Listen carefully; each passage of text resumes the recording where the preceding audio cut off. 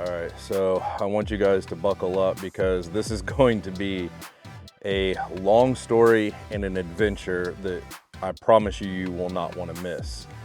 This has been a tremendous amount of stress and a ton of my time, but I think when you guys see what I've went through the past few years, you'll understand why I'm in the situation that I'm in now.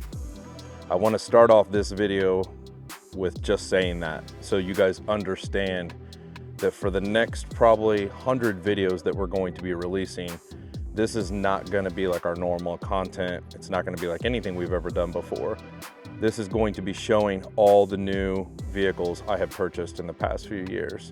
It's going to be showing the amount of craziness that I've went through to get these vehicles and how long I've kept them, how long I haven't kept them, how many of them I've taken back, how many have been absolutely nightmares for me, almost put me in the hospital. So I want you guys to understand that when you're watching this, this is going to be a little painful to watch for some of you, but just think about how I feel, because when you see how many cars, you're going to understand what I've went through for the past few years. I just want to start this video off with saying that, because when people see one video, they might think it's not that bad, but I can promise you when you watch this whole multi-part series, you're going to understand what I've been through with the trials and tribulations for the past few years on buying cars. So get prepared and stay tuned. This is going to be very interesting.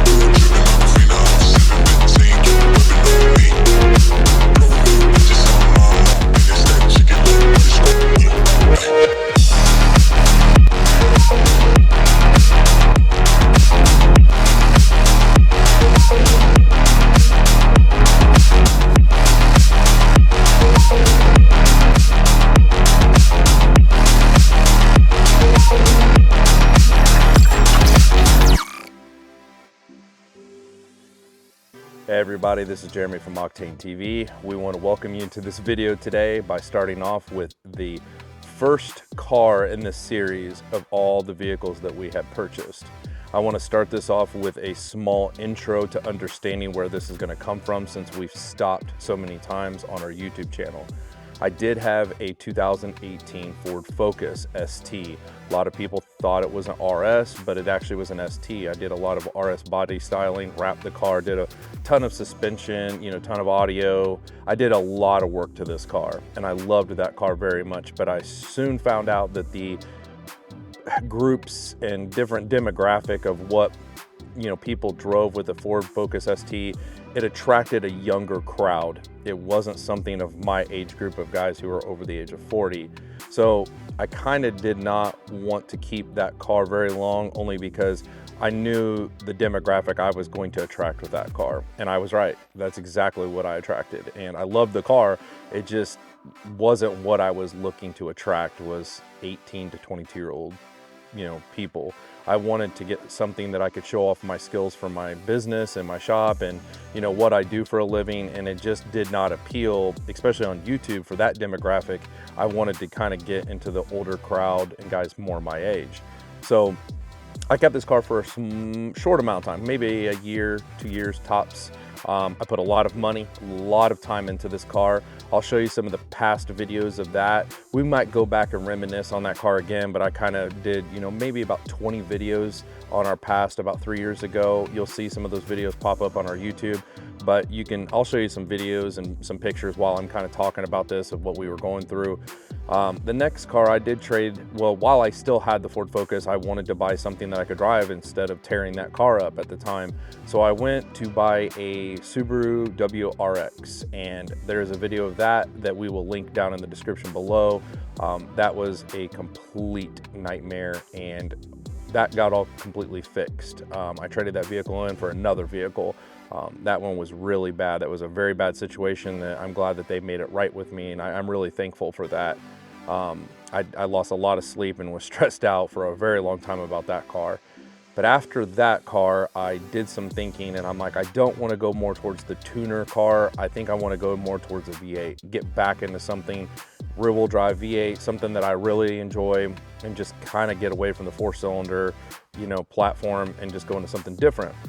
So I happened to stroll upon CarMax and I ran my credit, see if they would approve me, and they approved me on a new Mustang GT. Let me tell you a little bit about this story. So let me start this video by saying that CarMax, I have bought a lot of cars off of them. Everything has usually went pretty, I will say, okay, average, let's put it that way. I ordered this 2018 Mustang. This was in like 19. I ordered this black Mustang with racing stripes, MT82 car, PP1 car. I did not know a lot about Mustangs, and let me tell you, that come back to haunt me. I wish I would have done my research. I wish I would have looked up a lot more information about these vehicles before I ordered this, but I was so excited they approved me, and it was a new car, and I was like, man, and the price on it, I'm not gonna lie to you, like, it was cheap. I mean, I think I got it for like $31,000, and I was kind of like, man, that is really cheap comparable to what everybody else was charging. I mean, everybody else was right around the $37,000 to $40,000 range, especially for a PP1 car. And I didn't know much about base, premium, you know, any of that kind of information. So that kind of screwed me pretty bad. So I ordered the car. I live in the Midwest in Indiana. I ordered the car and had it shipped from Atlanta, Georgia. I told them to do a pre-inspection. I told them to go over the whole entire car and make sure it's legit. Please don't send me this car if it's all scratched up, tore up, destroyed. I don't want the car if that's the case. They assured me that they would do an inspection, pre-inspection, before the vehicle was shipped up to the Indianapolis Carmel store. They verified it, said it was good, shipped it up. That's where everything went completely crazy. So let me get into that part next. So I was told after a week of waiting on the car, which is pretty average to have a car shipped, that the car would be at the Carmel location. I was told that the vehicle was cleaned up, ready to go. It was serviced, whatever you want to call it. They have their pre-authorization inspection and, you know, detail it, clean it up, get it ready for me to come and buy the car. I drove all the way up there, and at the time I lived an hour away, especially with traffic.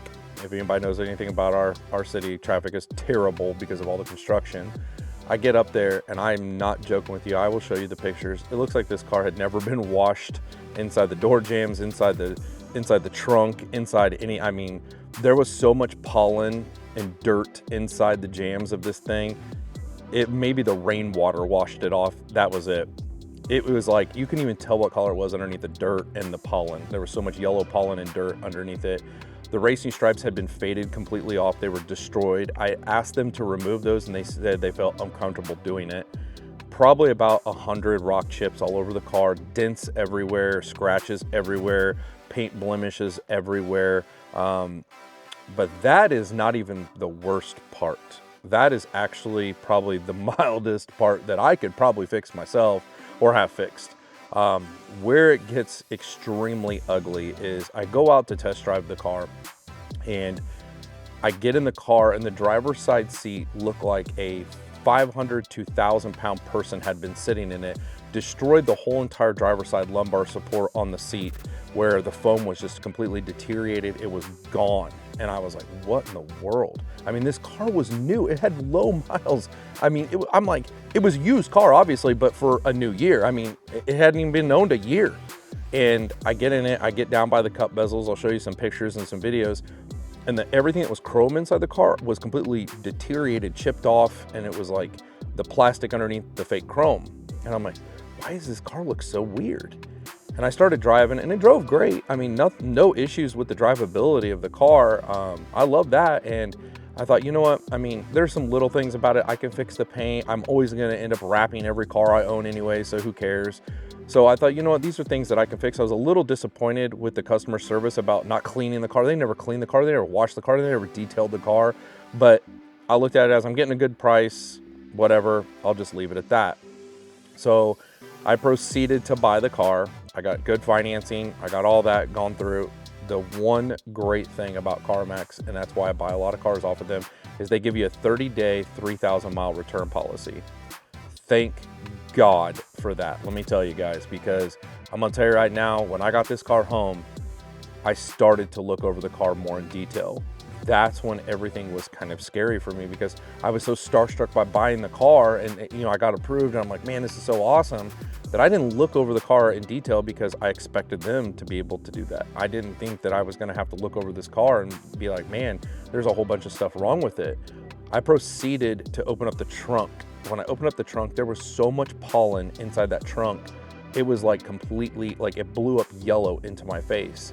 And over the pollen, I couldn't see that underneath the pollen, all the way around the bezel of the trunk, I'll show you some videos and pictures, it was rotting and rusting, the whole thing. And it was going through the paint, through the metal, and it was just rotting it and rusting it. And I'm like, what causes something like this? I've never, in my whole lifetime, I've never seen anything like this on a car, especially a brand new car that literally has only been owned for a year, less than a year. And I go to open the door and I look down at the door jamb at the hinge, and I'll show you some pictures and videos of that. And the hinge is rusted and rotted. I mean, it's not like a tiny bit of surface rust. This is like rotted rust. Like it literally has like destroyed the metal to where it's just gone. I mean, it was disgusting. And I did not understand why those two items on this car were completely destroyed.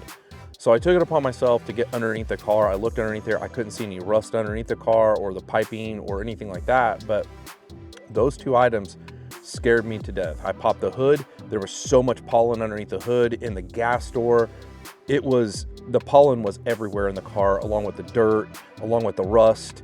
Everywhere you could open up a crevice where there was metal and you could open it, there was rust or something rotted or rusted.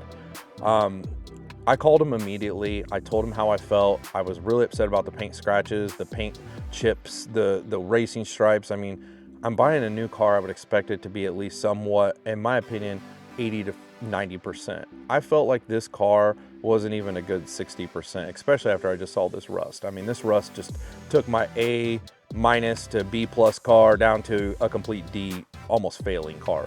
And I was mad. I was like, I cannot believe I just signed my paperwork to buy a car that literally has so many things wrong with it. I'm usually upset about one or two things, but there's so many things wrong with it that now I just completely lost all faith in this car.